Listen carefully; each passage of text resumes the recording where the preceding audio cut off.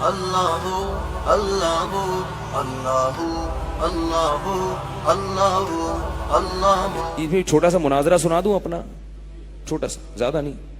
ایک دفعہ ایک صاحب میرے پاس آئے. وہ اصل میں واقعہ سنانے سے فائدہ یہ ہوتا ہے کہ واقعے کے ضمن میں بات بالکل اچھی طرح دماغ میں اتر جاتی ہے.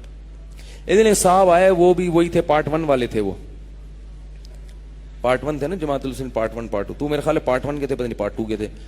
تو وہ مجھے کہنے لگے کہ تم لوگ جو فقہا کو مانتے ہو, فلاں نے ابو حنیفہ نے یہ کہا, تو امام شافعی نے یہ کہا, تو فلاں فقہا نے یہ کہا, یہ کیا ہوتا ہے؟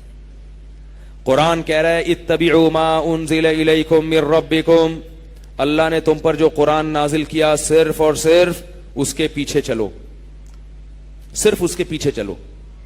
ولا تتبعوا من دونہ اولیاء, اور اس کے کو چھوڑ کر کسی اور کو فالو مت کرو.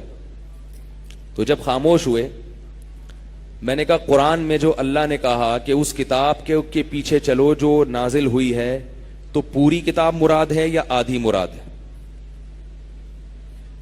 پوری کے پیچھے چلیں یا آدھی؟ میں سمجھ گیا کہ وہ کیا ہو گئے ہیں, پریشان. کہنے یار یہ تو مسئلہ خراب ہو گیا, پتہ نہیں کون سی آیت پیش کریں گے مولوی صاحب. میں نے کہا پورے کے پیچھے چلو یا آدھے کے؟ اس نے کہا پورے کے. میں نے کہا پورے میں یہ بھی تو ہے وَاتَّبِعْ سَبِيلَ مَنْ أَنَابَ إِلَيَّ, اس شخص کے پیچھے چلو جو میرے راستے پر چل رہا ہے بھائی. تو اب دو قسم کی آیتیں ہیں. ایک آیت میں ہے کہ ڈائریکٹ قرآن پہ چلو, اور ایک میں ہے اس کے پیچھے چلو جو ڈائریکٹ قرآن پہ چل رہا ہے. یعنی گویا ڈائریکٹ نہیں چلو بلکہ اس کے پیچھے چلو جو قرآن پہ چل رہا ہے. اب میں نے یہ کہا یہ ایک ہی دو مختلف قسم کے حکم ایک ہی آدمی کو نہیں دیے جا سکتے کہ ڈائریکٹ بھی چلو اور کسی کو واسطہ بنا کے بھی چلو. یہ تو ایسا ہی ہو گیا, آپ سوراب گوٹ پہ کھڑے ہیں, آپ کو حیدرآباد کا راستہ معلوم نہیں, آپ کے پاس کار ہے, آپ حیدرآباد جانا چاہتے ہیں, آپ کسی سے پوچھ رہے ہیں میری منزل حیدرآباد ہے تو میں کیا کروں. ایک طریقہ تو یہ کہ آپ کو ڈائریکٹ حیدرآباد کا راستہ بتا دیا جائے, بھائی یہاں سے یوں جاؤ, ڈائریکٹ جاؤ, نوری آباد آئے گا, پھر یوں آئے گا, یہ نقشہ ہے, گوگل میپ ہے, سمجھ سکتے ہو تو ٹھیک ہے, آپ نے پورا گوگل میپ سمجھا, آپ جا رہے ہیں. اور ایک طریقہ یہ کہ یار آپ گاؤں کے دیہاتی ہو, آپ کو گوگل میپ کا نہیں پتا, ٹھیک ہے نا, آپ کو کچھ بھی نہیں پتا گوگل میپ کیا, نوری آباد کدھر ہے, تو پھر آسان یہ ہے کہ بھائی اس کو آتا ہے, یہ جو ٹرک جا رہا ہے نا حیدرآباد, اس کے پیچھے پیچھے چلو, یہ وہیں جا رہا ہے. اعتماد دلا دیا کہ یہ کہاں جا رہا ہے, یہ ادھر ہی جا رہا ہے, لہذا اس کے پیچھے پیچھے چلو. اب آپ جب اس کے پیچھے پیچھے جا رہے ہیں تو وہ آپ کو بلا کے کہتا ہے نہیں ڈائریکٹ جاؤ.